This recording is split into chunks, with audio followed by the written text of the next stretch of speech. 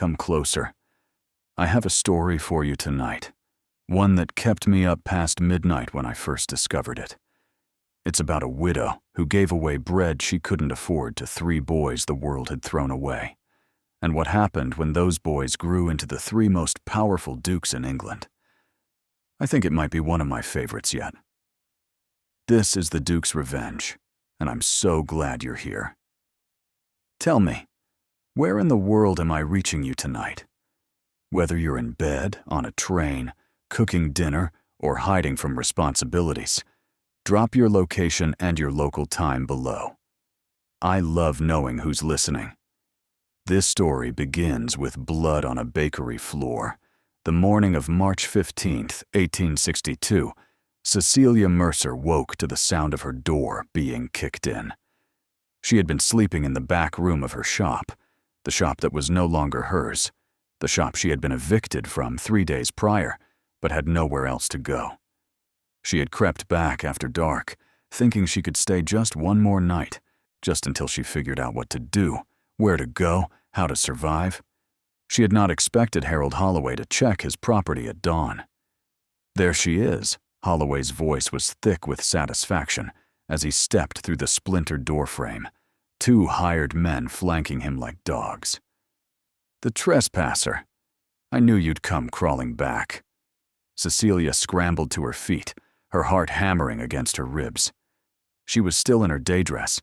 She had been too exhausted to change, and her hair hung loose around her shoulders, and she had never felt more vulnerable in her life. Mr. Holloway, please, I only needed one more night. I'll leave right now. You'll leave when I say you leave. He stepped closer, and the smell of cheap gin washed over her. You owe me 3 months back rent, Mrs. Mercer. 3 months. Did you think I would simply forget? I can't. No, you can't. His smile was ugly. But there are other ways to pay a debt, aren't there? The implication hit her like a physical blow. She stepped backward, her spine hitting the wall, and one of the hired men laughed. I'll scream, she said. The neighbors know better than to interfere with my business. Holloway reached out and caught her chin in his thick fingers, forcing her face up toward his. You should have thought about this before you decided you were too good to pay what you owed, before you decided that feeding gutter rats was more important than meeting your obligations.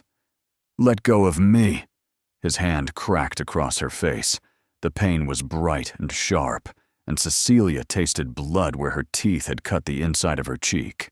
She staggered, would have fallen if the wall hadn't been behind her, and through the ringing in her ears, she heard Holloway say, Hold her. The hired men moved forward, and then the front window exploded inward. Nathaniel Vane had not slept in 3 days, from the moment his investigators had reported Cecilia's eviction. He had been in motion, calling in favors, mobilizing resources, tearing through every obstacle between himself and the woman who had saved his life. He had arrived in London at midnight, gone straight to the St. Giles workhouse, and discovered that Cecilia Mercer had never been admitted. She had been turned away. The workhouse was full, they said. No room for another mouth to feed. 3 days. She had been missing for 3 days, and no one knew where she was, and Nathaniel had felt something cracking open in his chest, something that had been held together by sheer force of will for 12 years. It was Gideon who thought to check the bakery. She has nowhere else, he said, as the 3 of them stood in the gray pre-dawn light outside their London townhouse. If I were her, if I had lost everything and had nowhere to go, I would go back to the last place that felt like home. They had taken 1 carriage, faster that way, and when they turned onto the street where Cecilia's bakery stood, Nathaniel had seen the light in the window and felt his heart stop. Then he had seen the shadows moving inside, the shape of a woman being held against the wall, the shape of a man raising his hand. He didn't remember leaving the carriage, didn't remember crossing the street. He remembered only the glass shattering around him as he threw himself through the window, and the way Holloway's face went white with shock, and the red haze that descended over his vision when he saw the blood on Cecilia's lip. "Get away from her!" His voice didn't sound like his own. It sounded like something from a nightmare, low and terrible, and promising violence. Holloway's hired men released Cecilia and turned to face this new threat, their hands going to the clubs at their belts. They saw a tall man in a dark coat, glass glittering in his hair, his eyes the color of a winter storm. They did not see the two men who came through the door behind them. Dominic took the first hired man, down with a blow to the back of the knees, then a fist to the temple that dropped him like a stone. Gideon was more economical, a sharp strike to the throat that left the second man gasping and choking on the floor, which left Holloway. The landlord was backing away, his hands raised, his face a mask of terror. Who are you? I'll call the constables." Nathaniel advanced on him with the slow, deliberate pace of a predator who knows his prey has nowhere to run. "My name is Nathaniel Vane." He watched the name register, watched Holloway's eyes go wide. "Duke of Hartwell, and you have just made the last mistake of your miserable life." "Your Grace, I didn't know. I had no idea she was no one." Nathaniel's voice was soft, which made it somehow more terrifying. "She was a widow, with no connections, no protection, no one to miss her if she disappeared. That's what you thought, isn't it? That's what he told you when he paid you to destroy her." "I don't know what. Nathaniel hit him. It was not a gentleman's blow, not a careful strike designed to satisfy honor without causing real damage. It was a street fighter's punch, born of 12 years of survival in London's cruelest neighborhoods, and it shattered Holloway's nose like kindling. The landlord went down screaming, blood pouring between his fingers, and Nathaniel stood over him with his chest heaving and his knuckles split, and 12 years of rage burning in his eyes. "I know everything," he said. "I know Reginald Vane paid you £200 to raise her rent until she couldn't pay. I know you refused repairs while charging her for damages. I know you've been planning this." He gestured at the room, at the broken door, at Cecilia still pressed against the wall with her hand over her bleeding mouth. "For weeks. I know exactly what you intended to do to her tonight." "Please." Holloway was sobbing now, blood and tears mixing on his ruined face. "Please, Your Grace, I'll do anything." "Yes, you will." Nathaniel crouched down, bringing his face close to Holloway's. "But not tonight. Tonight you're going to crawl back to whatever hole you came from and wait. Wait until I decide what to do with you. And when I do—" His voice dropped to something barely above a whisper. "All of London is going to watch." He stood and turned away from the broken man on the floor, and his eyes found Cecilia. She was staring at him. Her lip was swollen, her cheek already darkening with what would become a spectacular bruise, and her eyes, those kind, warm eyes that had haunted his dreams for 12 years, were wide with shock and confusion, and something else he couldn't name. "Cecilia," his voice cracked on her name. Did he?" "Nathaniel?" It was barely a whisper. "Little Nathaniel." And despite everything, the blood on his knuckles, the broken man on the floor, the hired thugs groaning in the corners, he felt something in his chest expand until he could barely breathe. "I came back," he said. "I told you I would come back." I have to pause here and tell you something about what Cecilia was feeling in this moment, because it's important to understand that she did not simply fall into Nathaniel's arms and accept his rescue with grateful tears. She was a woman who had spent 15 years building a life through her own labor. She had buried a husband, saved a failing business, and fed countless hungry children through sheer force of will.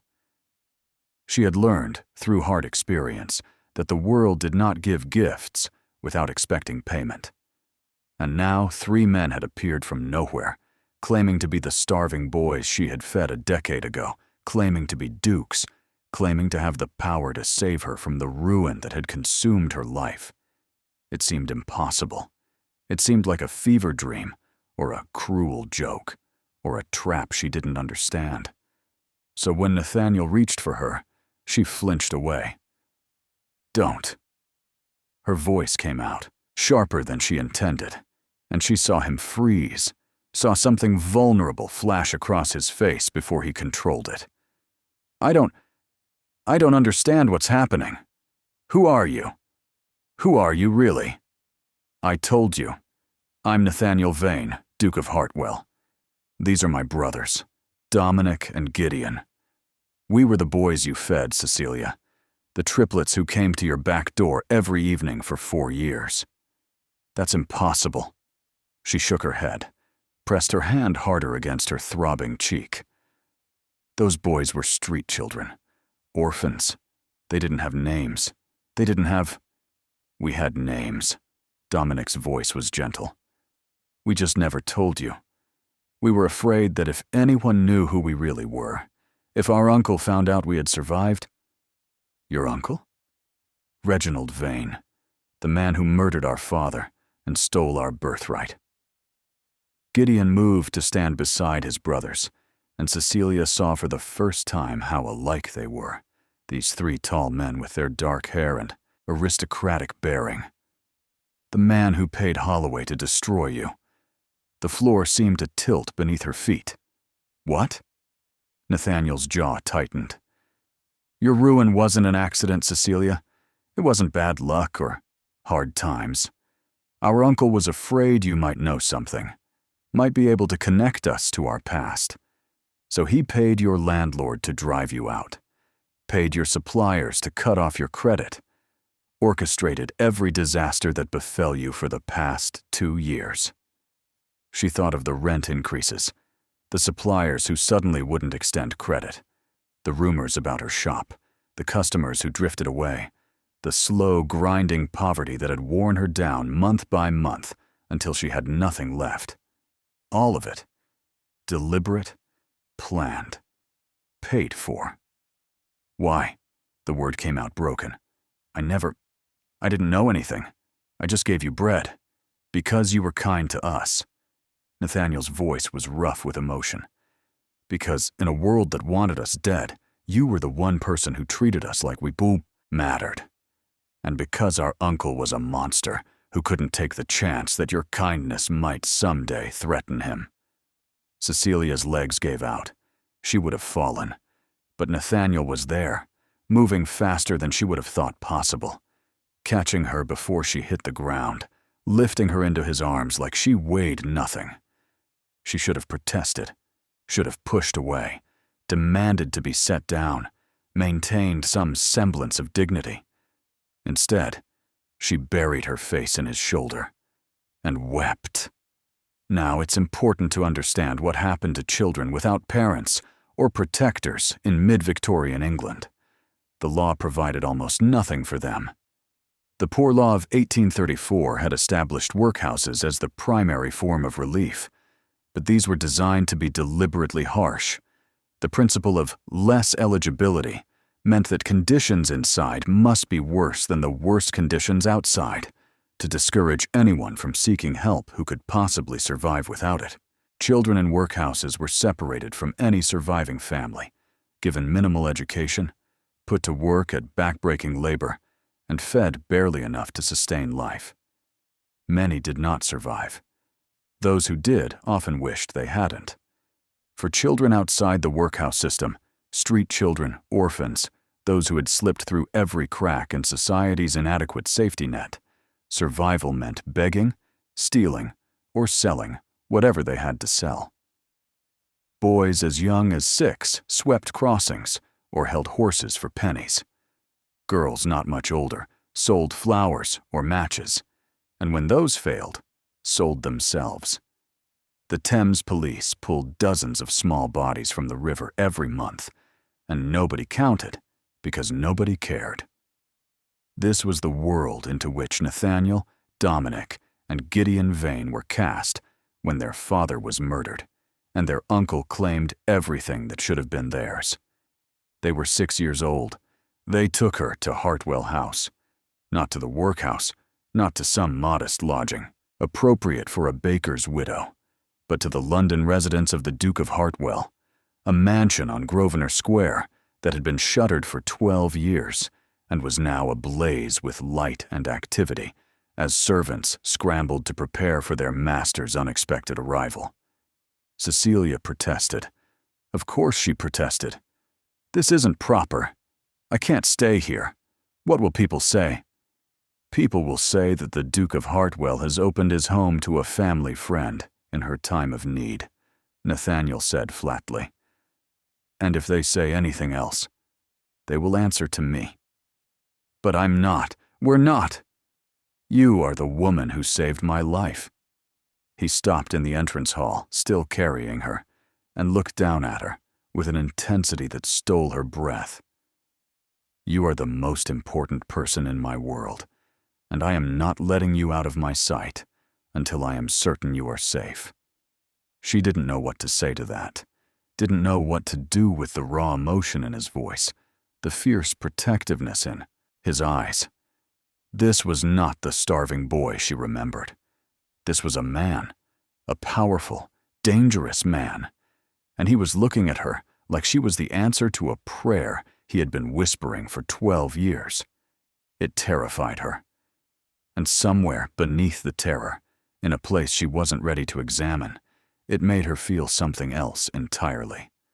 The doctor came and went, pronouncing her injuries minor. A split lip, a bruised cheek, nothing that wouldn't heal in a week or two.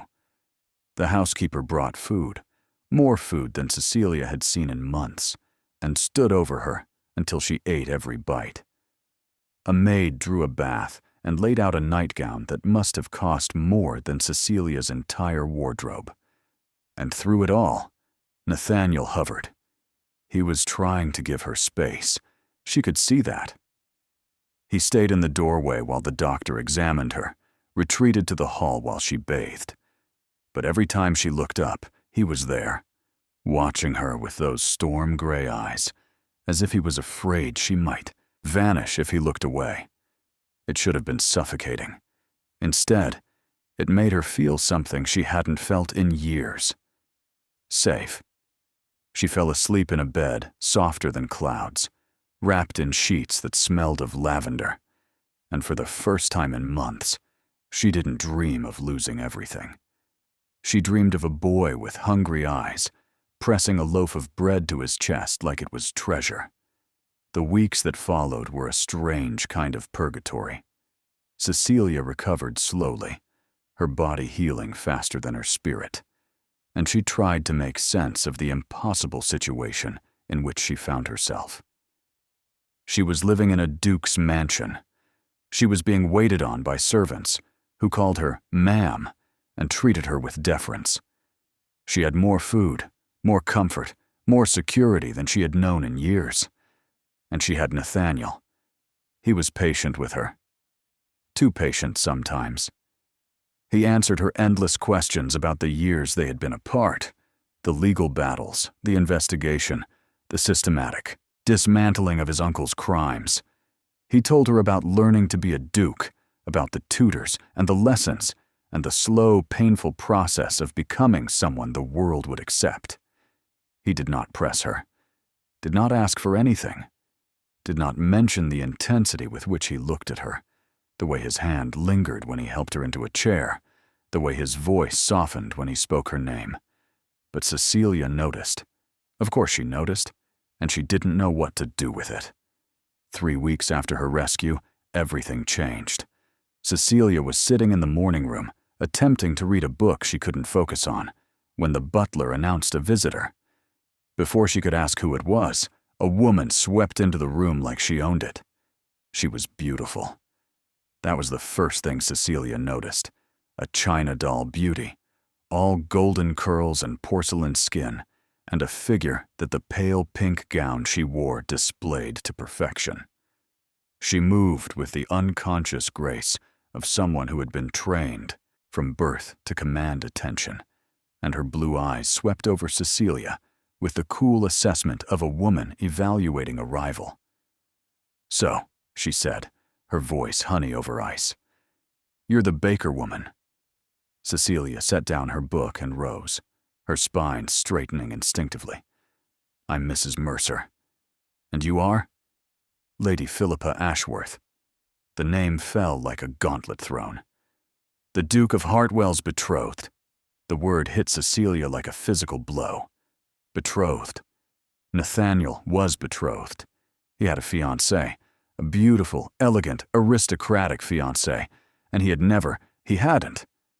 "I see he didn't mention me." Lady Philippa's smile was sharp. "How like him? Nathaniel has always been forgetful about inconvenient details." "I wasn't aware." Cecilia's voice came out steadier than she felt. "He never said, 'Of course he didn't.'" "Why would he?" Lady Philippa moved further into the room, trailing her fingers along the back of a chair. "You're a novelty, Mrs. Mercer, a curiosity. The woman who fed him scraps when he was gutter trash. I'm sure he finds it terribly romantic, keeping you here like a pet, showing you off to his brothers. But you must understand." She turned, and her eyes were cold. "It can't last. I don't know what you think. I think you're a shopkeeper's widow who has somehow convinced herself that a duke's gratitude means something more than it does." Lady Philippa's voice was pleasant, almost kind, which made her words cut deeper. "Nathaniel owes you a debt. He's paying it. But when the novelty wears off, when society starts to whisper about the inappropriate woman living in his house, when his brother's marriage prospects begin to suffer," she shrugged delicately, "you'll be given a cottage somewhere quiet and a pension, and he'll marry me as he was always meant to." "If that's true," Cecilia said, forcing her voice to remain calm, "then why are you here? Why bother telling me any of this?" Something flickered in Lady Philippa's eyes. "Because I'm kind. Because I wanted to warn you before you embarrass yourself, before you start imagining that those looks he gives you mean anything real." She leaned closer. "He looks at everyone that way, Mrs. Mercer. It's how he was raised. Don't mistake aristocratic courtesy for affection." The door opened, and Nathaniel walked in. He stopped when he saw them, Cecilia standing rigid by the fireplace. Lady Philippa posed elegantly in the center of the room, and something passed across his face that Cecilia couldn't read. "Philippa," his voice was carefully neutral, "I wasn't expecting you." "Darling." Lady Philippa glided toward him, reaching up to adjust his cravat in a gesture of casual intimacies that made Cecilia's stomach clench. "I heard you were back in London and simply had to come see you. It's been months."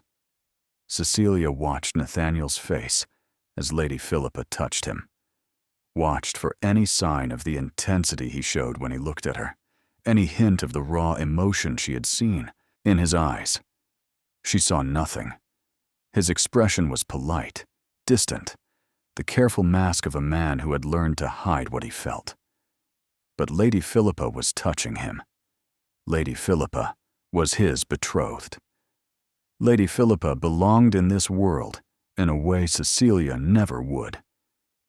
"If you'll excuse me," Cecilia heard herself say, "I have letters to write." She didn't have letters to write. She had nothing to do, no one to contact, no life outside these walls. But she couldn't stay in this room for another moment. Couldn't watch Lady Philippa's elegant hands on Nathaniel's chest. Couldn't pretend that she didn't feel something cracking open inside her. She walked past them without meeting Nathaniel's eyes, and she didn't see the way he watched her go, or the way his jaw tightened, or the way his hands clenched at his sides. She only heard Lady Philippa's tinkling laugh as the door closed behind her. I need to pause here and tell you what Cecilia felt in that moment, because it matters. She wasn't angry. Anger would have been easier. Anger She could have controlled, channeled, used. What she felt was something worse. Jealousy, hot and corrosive, burning through her chest like acid. She had no right to feel it. No right to care who touched Nathaniel, who adjusted his cravat, who called him darling in that proprietary way. She was a baker's widow. She was a charity case, a novelty, a debt being paid. She had no claim on him, no reason to feel as though Lady Philippa's hands on his chest were a violation of something sacred. But she felt it anyway. She felt it all the way to her borrowed room, where she sat on her borrowed bed and pressed her hands to her face and tried to understand when exactly she had started to love him. That evening, Cecilia took dinner in her room. She told the servants she was tired, which was true. She told herself she simply needed time to think, which was partially true. She didn't admit, even to herself, that she couldn't bear to sit across from Nathaniel and pretend she didn't feel what she felt. But Nathaniel came to her anyway. The knock on her door was soft, almost hesitant. When she opened it, he stood in the hallway with shadows under his eyes and his cravat loosened, looking nothing like a duke and everything like the boy she had once fed bread to. "May I come in?" She should have said no, should have maintained propriety, preserved distance, protected herself from the inevitable heartbreak. Instead, she stepped aside and let him enter. He walked to the window and stood looking out at the darkened garden, his back to her, his shoulders tight with tension. "I'm sorry about Philippa. You have nothing to apologize for. She's your betrothed. She has every right. She's not my betrothed." He turned, and his eyes were fierce. "There was an understanding between our families, made years ago, but I never agreed to it. I never wanted it. I have told her. I have told everyone that I will not marry her." "Then, why?" "Because she doesn't listen. Because her family has connections, and she's determined to have a duke, and she thinks if she simply persists long enough, I'll give in." He took a step toward her. "I won't, Cecilia. I could never. Not when." He stopped himself, looked away. "Not when what?" Cecilia asked, her heart pounding. "It doesn't matter." "It does. Tell me." The silence stretched between them, thick with everything unsaid. Then Nathaniel let out a breath that seemed to come from somewhere deep in his chest. "Not when the only woman I have ever wanted is standing in front of me," he said quietly. "And I can't touch her, because I'm afraid of frightening her away." Cecilia's breath caught. "Nathaniel, I know you don't feel the same way. I know I'm just the boy you fed bread to, the charity case you were kind to. I know you're grateful for the rescue, but that's all it is, gratitude, and I have no right to ask for anything more." He was talking faster now, the words tumbling out like he couldn't stop them. "I've loved you since I was 14 years old, Cecilia. I've loved you through years of starvation, and years of fighting, and years of becoming someone who might deserve you. I've loved you every single day, and I will love you until I die. And I don't expect, I'm not asking—" "Stop." He stopped, looked at her with such raw vulnerability that it hurt to see. "You need to stop," Cecilia said, "because if you keep talking, I'm going to do something I shouldn't." "What?" She crossed the distance between them and kissed him. It was not a gentle kiss. It was desperate and fierce, and full of everything she had been trying not to feel. The jealousy, the longing, the slow-building love she had refused to name. She kissed him like she was drowning, and he was air. And when his arms came around her, crushing her against him, she made a sound that was half sob, half moan. When they finally broke apart, both breathing hard, Nathaniel looked at her like she had just rewritten every law of the universe. "Does this mean—" "It means I'm a fool," Cecilia whispered. "It means I've been falling in love with you for weeks and fighting it because I thought you were only grateful. that you felt obligated, that Lady Philippa was right and I was just a novelty. Philippa is a fool. His hands cupped her face, his thumbs tracing her cheekbones. You are not a novelty. You are not a debt. You are the reason I survived, the reason I fought, the reason I am standing here at all. You are everything, Cecilia. You always have been.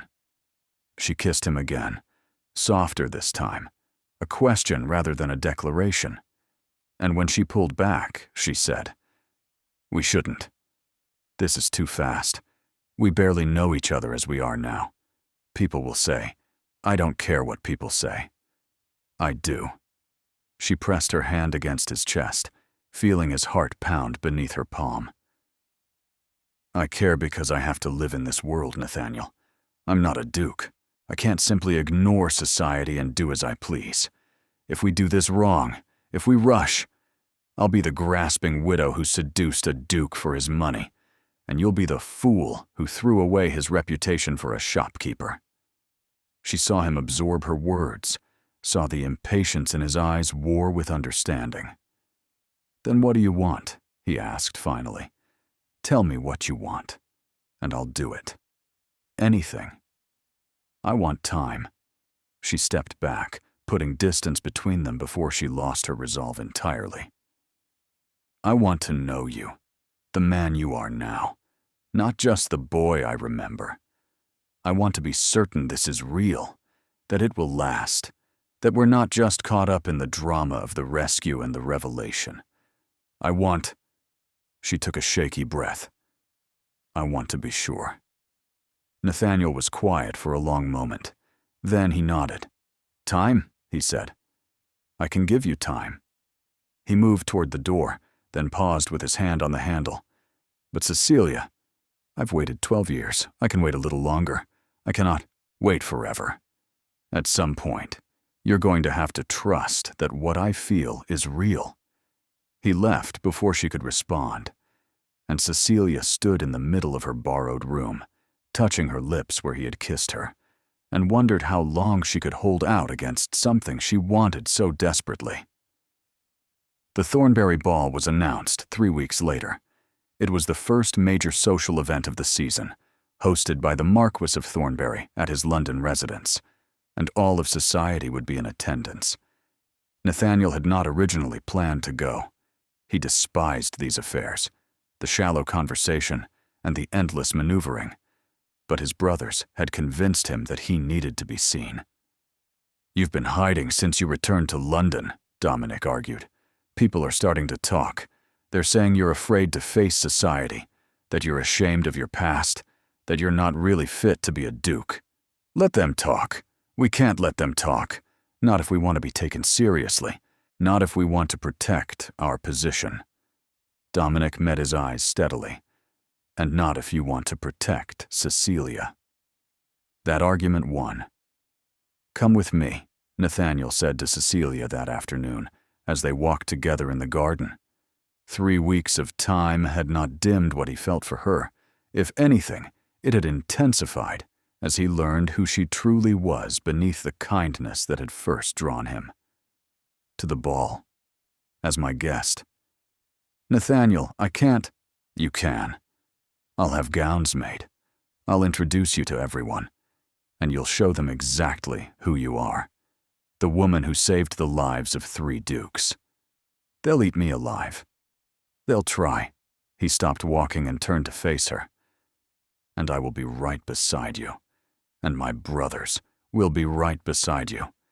And anyone who attempts to harm you will learn exactly what happens to people who threaten the woman I love."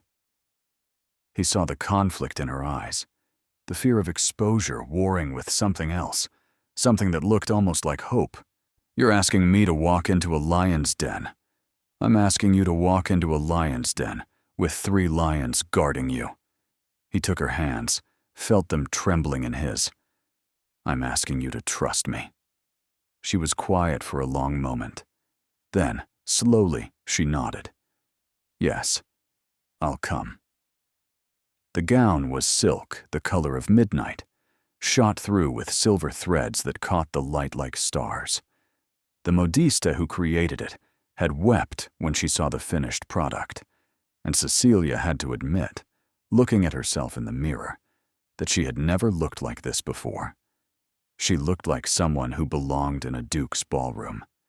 She looked like someone who deserved to be there. Nathaniel's reaction when he saw her confirmed it. He stopped in the doorway of the drawing room, his breath catching audibly, and for a long moment he simply stared. "You're beautiful," he said finally, his voice rough. "Cecilia, God, you're beautiful." She felt herself flush. "The gown is beautiful. I'm just wearing it."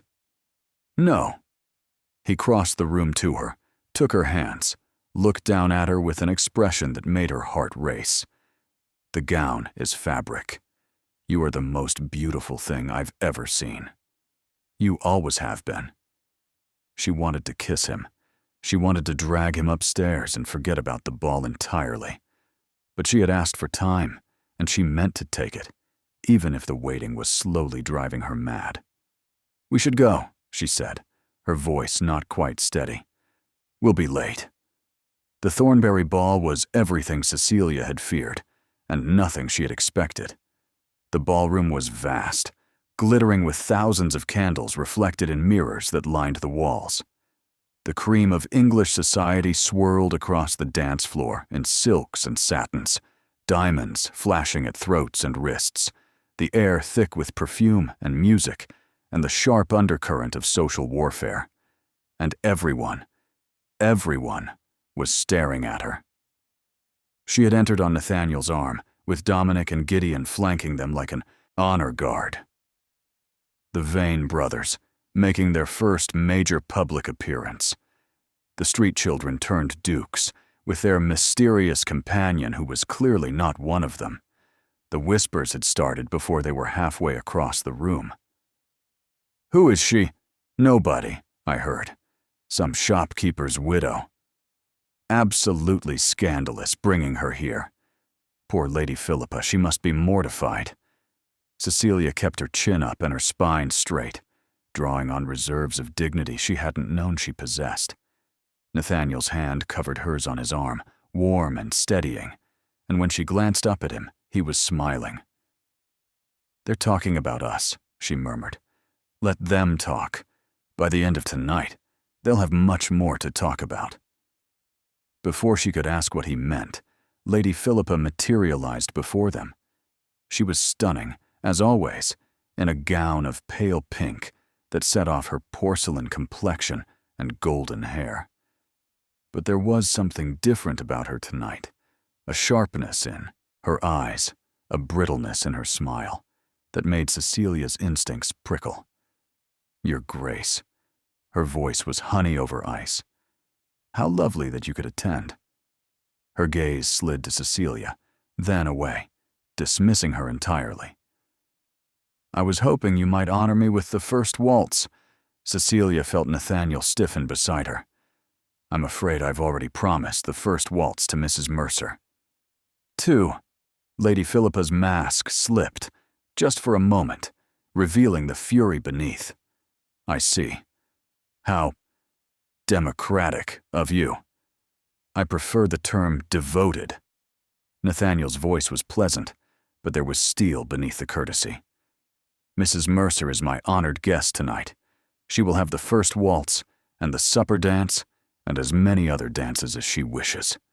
The silence that followed was absolute. Everyone within earshot had stopped pretending not to listen, and Cecilia could feel the weight of 100 stares pressing down on her. Lady Philippa's smile was frozen. Of course. How delightful.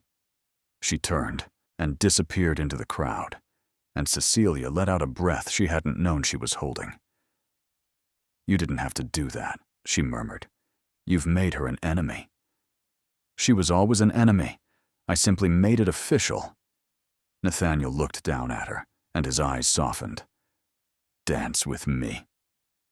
Now it's important to understand what it meant for a duke to waltz with a woman in mid-Victorian England. The waltz was still considered scandalously intimate by many. Partners held each other close, moved together in ways that suggested possibilities better left unspoken. For a duke to publicly choose a particular woman for the first waltz was a declaration of intent, a statement that all of society would hear and interpret. When Nathaniel led Cecilia onto the dance floor, he was not simply dancing with her, he was claiming her. The music began, and Nathaniel's arms circled her waist, drawing her closer than was strictly proper. She should have resisted, should have maintained appropriate distance, but his eyes were on hers, and the rest of the ballroom seemed to fade into insignificance. "Everyone is watching," she whispered. "Let them watch." His hand pressed against the small of her back, guiding her through the steps. "Let them see that I would choose you over every woman in this room, over every woman in England. Nathaniel, I know you asked for time. I know you wanted to be sure." His voice was low, meant only for her. "Are you sure yet, Cecilia? Because I am. I have been sure since I was 14 years old, and I am tired of waiting." She looked up at him, at this man who had been a starving boy, who had become a duke, who was holding her like she was precious, like she was everything, and she felt the last of her resistance crumble. "Yes," she whispered, "I'm sure." His smile was like the sun breaking through clouds. "Then let me make it official. Tonight. Now." "What do you mean?" "Trust me." He guided her through the final steps of the waltz, and as the music ended, he did not release her. Instead, he turned to face the ballroom, his arms still around her waist, and his voice rang out clear and commanding.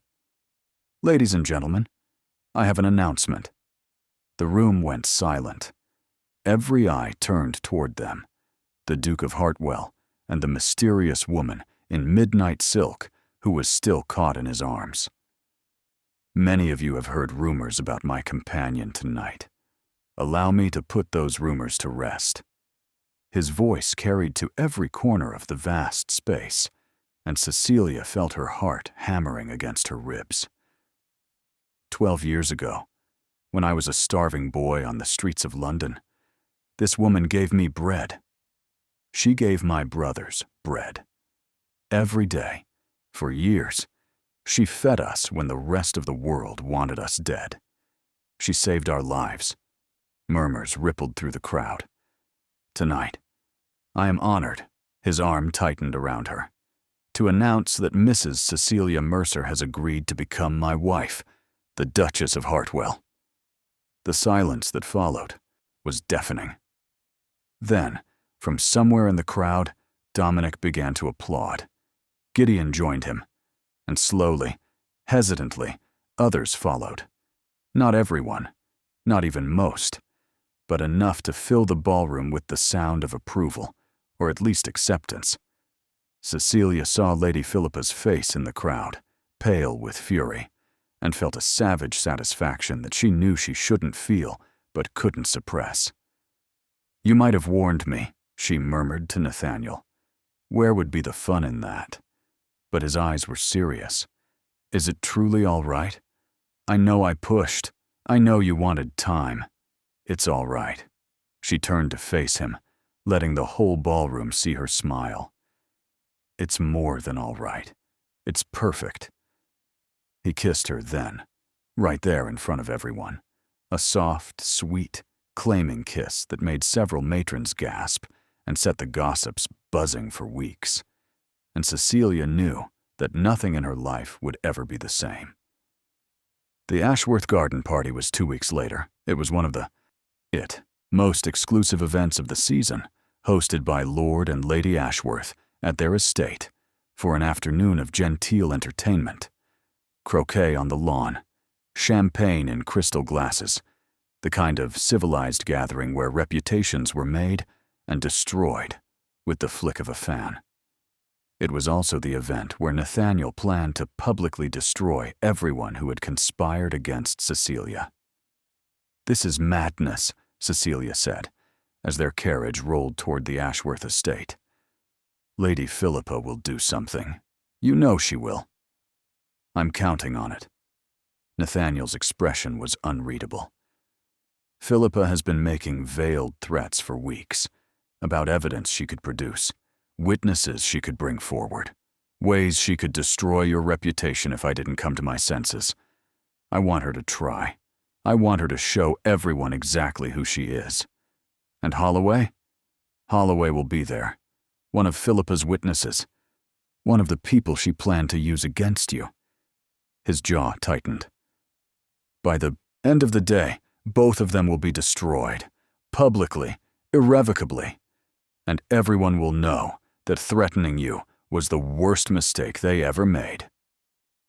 What Nathaniel didn't mention, what Cecilia wouldn't discover until much later, was that he had also learned of another threat.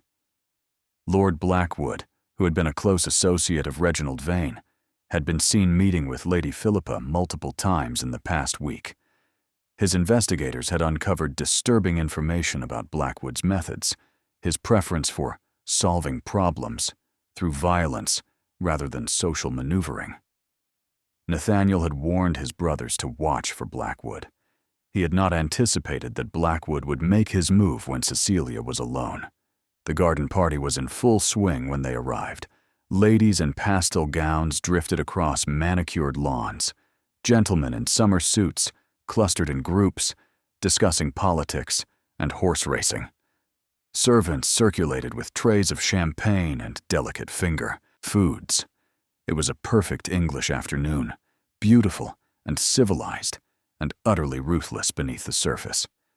Lady Philippa intercepted them before they had gone 10 feet.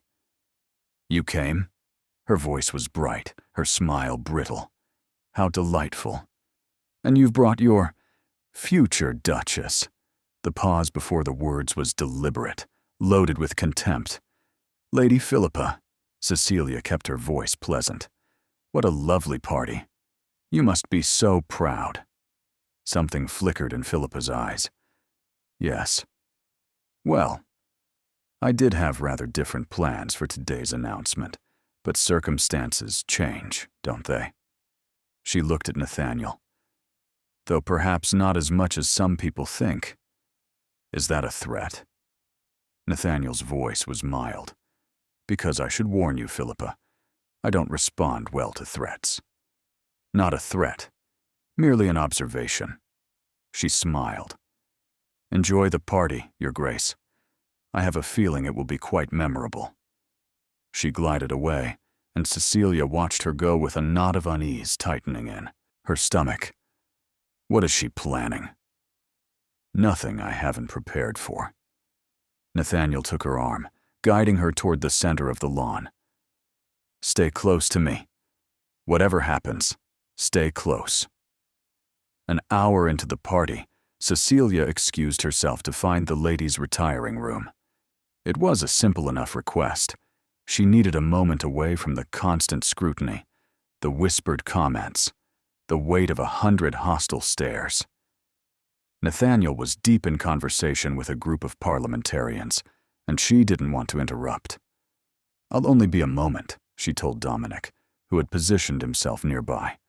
"The retiring room is just inside." "I'll escort you." "That's not necessary," she smiled. "I'm capable of walking across a garden and back without a guard, Your Grace." She didn't see the look that passed between the brothers, didn't see Dominic signal to Gideon, or Gideon begin to move toward the house. She was already walking toward the side entrance, grateful for a moment of solitude. The corridor was cool and quiet after the noise of the garden.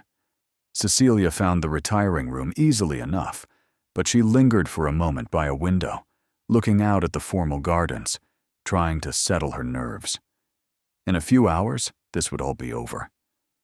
Nathaniel's plan would unfold, the conspirators would be exposed, and she would finally be free of the shadow that had been hanging over her. She just had to get through the next few hours.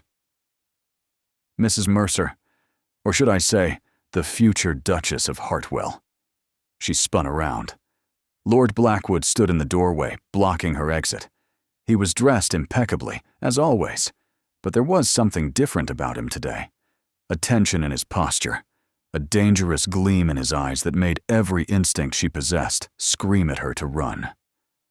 "Lord Blackwood," she kept her voice steady. "I was just returning to the garden." "Were you?"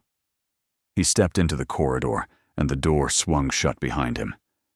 "That's unfortunate. I was hoping we might have a private conversation. We have nothing to discuss." "Oh, I think we do." He moved closer, and Cecilia backed away, her heart hammering. "You see, Mrs. Mercer, you've caused a great deal of trouble for people I care about. Reginald Vane was a friend of mine, a business partner, and thanks to your gutter rat Duke, he's currently rotting on a prison ship bound for Australia. Reginald Vane murdered his own brother and tried to kill 3 children. Cecilia's voice shook, but she refused to show fear. He deserved worse. Perhaps. But that doesn't change the fact that I've lost a great deal of money because of his downfall. Money that I intend to recover." He smiled, and it was the coldest expression Cecilia had ever seen. "Lady Philippa has offered me a substantial sum to remove you from the equation. Permanently." Cecilia's blood turned to ice. "If you touch me, Nathaniel will destroy you. Nathaniel will never know what happened to you. A tragic accident, a fall, perhaps, or a sudden illness. These things happen all the time." He reached out and grabbed her arm, his fingers digging in hard enough to bruise. "You should never have left the garden alone, Mrs. Mercer. That was very foolish." Cecilia screamed. She screamed as loud as she could, putting all of her terror and fury into the sound, and Blackwood's hand clamped over her mouth, cutting off the noise. He slammed her against the wall, his body pinning hers, and she could smell brandy on his breath, could see the madness in his eyes. "Stupid bitch," he snarled. "Did you think screaming would help? Everyone is in the garden. No one is." The door exploded inward. Nathaniel came through it like a force of nature, his face a mask of murderous rage, and he tore Blackwood away from Cecilia with a strength that sent the man crashing into the opposite wall. "I told you," Nathaniel said, his voice barely recognizable. "What would happen if anyone touched her?" He hit Blackwood. Once, twice, 3 times. The sound of his fists connecting with flesh was sickening, and Cecilia watched in shock as the refined Duke of Hartwell transformed into the street fighter he had once been, methodical and brutal and utterly without mercy. Dominic and Gideon appeared in the doorway, both of them breathing hard from running. They took in the scene. Cecilia pressed against the wall, Nathaniel standing over Blackwood's prone form, blood on his knuckles, and their expressions went hard. "Get her out of here," Nathaniel said, not turning around. "Take her to the garden. Make sure everyone sees that she's safe." "Nathaniel!" Cecilia's voice was shaking. "Go!" Finally, he looked at her, and the rage in his eyes softened into something desperate. "Please, Cecilia, let me finish this. Let me make sure he never threatens you again." She wanted to argue, wanted to stay, to make sure he was all right, to tell him that she loved him and she was fine, and nothing else mattered. But Dominic was already guiding her toward the door, and Gideon was positioning himself to make sure no one else came in, and Cecilia understood that this was not a fight she could be part of. She let them lead her away. Behind her, she heard Nathaniel say, very quietly, "Now, Lord Blackwood, let's discuss what happens to men who try to murder my future wife." When Cecilia emerged into the garden, pale and shaking, but alive, the party ground to a halt. Everyone stared. Everyone whispered. And then Nathaniel appeared behind her, his knuckles raw, his expression carved from ice, and the whispers turned to silence. "Ladies and gentlemen," he said, his voice carrying across the lawn, I apologize for the disturbance. Lord Blackwood has just attempted to assault my fiancée. He is currently being detained until the authorities arrive." The gasps were audible. This brings me to another matter. Nathaniel's arm circled Cecilia's waist, pulling her close. "Lady Philippa Ashworth hired Lord Blackwood to harm Mrs. Mercer. I have evidence of their conspiracy, including letters and financial records. The magistrate will receive this evidence within the hour." Lady Philippa's face went white. "Furthermore," Nathaniel continued, "Harold Holloway, who was intended to serve as a witness against my fiancée, has provided a full confession of his own crimes and Lady Philippa's involvement in them. He is prepared to testify in court." As if on cue, Holloway stepped forward from the crowd. His face was pale, his hands shaking, but his voice was clear. "Everything Lady Philippa planned to say about Mrs. Mercer is a lie. I know because I helped her create those lies. I was paid by Reginald Vane to destroy Mrs. Mercer, to raise her rent until she couldn't pay, to drive her out of her shop, to ruin her completely. When Reginald was arrested, Lady Philippa approached me to continue the campaign." He held up a bundle of papers. "These are Lady Philippa's letters, detailing exactly what she wanted me to say, and how much she would pay me to say it." The silence was absolute. Then Lady Philippa screamed. It was a sound of pure fury, inhuman and terrible, and she launched herself at Holloway, with her hands curved into claws. "You bastard! You cowardly, pathetic bastard! We had an agreement!" 2 footmen caught her before she could reach him, and she struggled in their grip, all pretense of civility abandoned. "This isn't over. Do you hear me? This isn't. It is over!" Nathaniel's voice cut through her screaming like ice. "Lady Philippa Ashworth, you are guilty of conspiracy to commit murder, conspiracy to defame, and subornation of perjury. Lord Blackwood will testify against you to save himself. Your family will receive my solicitor's demands by morning." He turned to face the crowd, and his voice rose. "Let this be a lesson to anyone who considers threatening my future wife. I was raised on the streets of London. I learned to fight before I learned to read. And I protect what is mine with everything I have." His arm tightened around Cecilia. "Mrs. Mercer will be the Duchess of Hartwell. Anyone who has a problem with that is welcome to bring it to me directly." Nobody moved. Nobody spoke. Then, slowly, Lord Ashworth stepped forward. His face was gray. His daughter had just been exposed as a would-be murderer, but his voice was steady. I believe I speak for everyone present when I say, "Congratulations on your engagement, Your Grace." He bowed, stiffly but properly. "Mrs. Mercer, I am deeply sorry for any harm my family has caused you." It wasn't a warm apology, but it was public, it was witnessed, and it marked the absolute destruction of Lady Philippa Ashworth's reputation. Others followed. One by one, the guests of the Ashworth garden party approached to offer their congratulations, some genuine, some forced, but all of them acknowledging what had just happened. Cecilia Mercer, the baker's widow, had been accepted by society, and her enemies had been destroyed in front of everyone who mattered. Later that evening, when they were finally alone at Hartwell House, Cecilia turned to Nathaniel with shaking hands. "You knew," she said. "You knew Blackwood would try something." "I suspected." His voice was rough. "My investigators warned me he was dangerous, that he had been meeting with Philippa, that something was planned. I told my brothers to watch for him. I didn't think." He stopped, swallowed hard.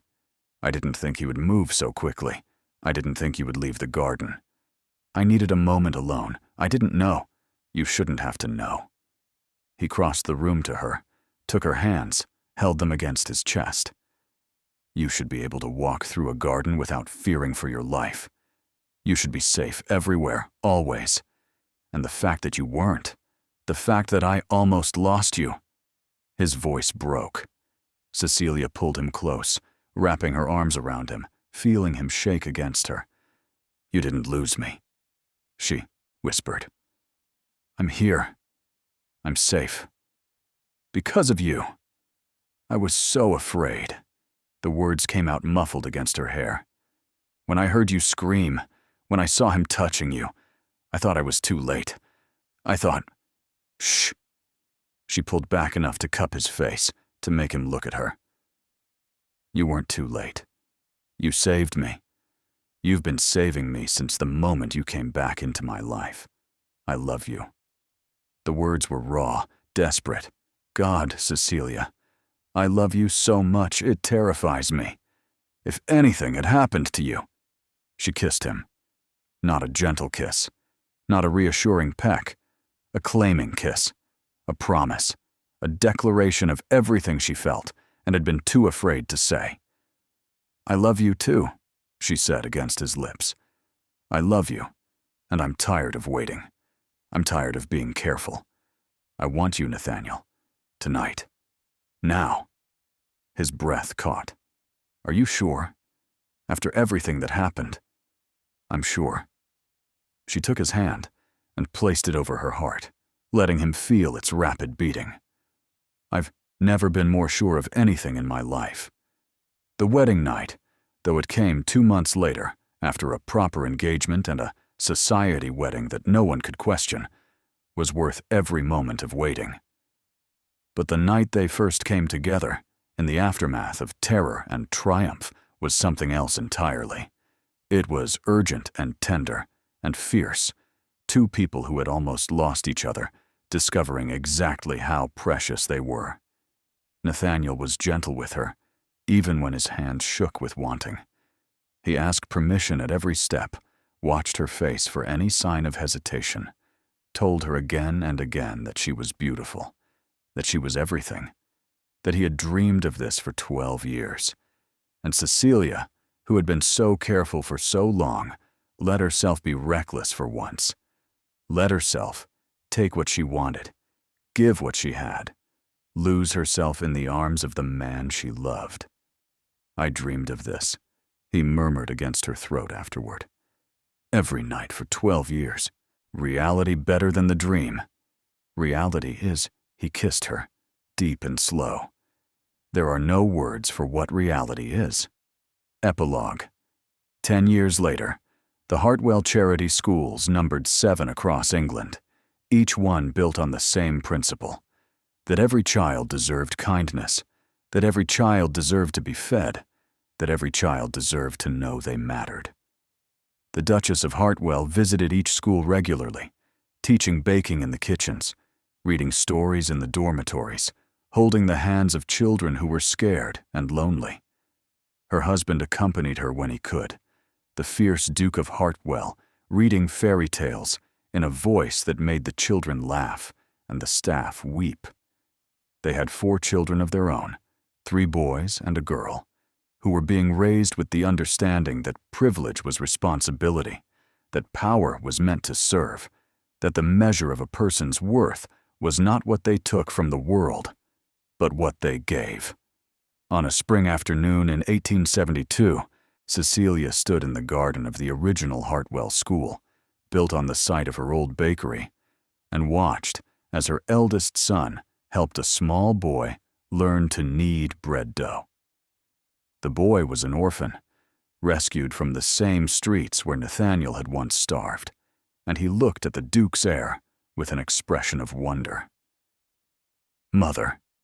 She turned to see her daughter running across the lawn, dark hair streaming behind her, Nathaniel following at a more dignified pace, with their youngest son in his arms. Mother, Father said I could learn to ride tomorrow, a real horse, not a pony. Did he now? Cecilia raised an eyebrow at her husband, who had the grace to look slightly sheepish. She's ready, he said. She has your stubbornness and my determination. Heaven help the horse. Their daughter had already raced off to share her news with her brothers, and Cecilia stepped into Nathaniel's arms, careful not to disturb the sleeping toddler on his shoulder. "I love you," she said. "Have I mentioned that today?" "Only 4 times." He pressed a kiss to her forehead. "I was beginning to worry." "I love you," she said again. "I love you. I love you. I love you." "I know." His smile was soft, stripped of all the coldness he showed the world. "I've known since you gave a starving boy your last loaf of bread. I've known since you looked at me like I was worth something. I've known every day for 22 years, and I will know it every day until I die." She kissed him then, gentle and sweet, tasting of sunshine and happiness, and the particular joy that comes from a love hard-won and deeply cherished. And in the kitchen of the Hartwell School, a small orphan boy was learning to make bread, and the children in the courtyard were laughing, and somewhere in the distance, 3 Ducal carriages stood in a row, waiting to carry their owners home. She had fed 3 starving orphans daily. Years later, those orphans had become dukes, and together, they had changed the world, 1 loaf of bread at a time. Dear listener, if this story found you today, perhaps it wasn't by chance. Perhaps you needed to hear that kindness matters, that small acts of generosity can change lives in ways you'll never see, that the bread you share with a stranger might come back to you decades later, carried by hands you don't recognize, offered by hearts you helped to form. Perhaps you needed to hear that jealousy doesn't make you weak, it makes you human, that wanting someone so badly it burns is not shameful, but beautiful, that love worth having is love worth fighting for. Perhaps you needed to hear that you can survive terrible things, danger and loss and betrayal, and come out stronger on the other side. That the people who try to destroy you will face consequences. That justice exists, even when it takes years to arrive. Cecilia didn't know she was saving future dukes. She just knew there were hungry children and she had bread. That was enough. That was everything. If you're out there tonight, struggling, wondering if your small acts of goodness matter, they do. They matter more than you will ever know. Thank you for listening. If this story touched you, share it with someone who needs to hear that kindness matters. Leave a comment telling me where in the world you are and what act of kindness you've received that you still carry with you.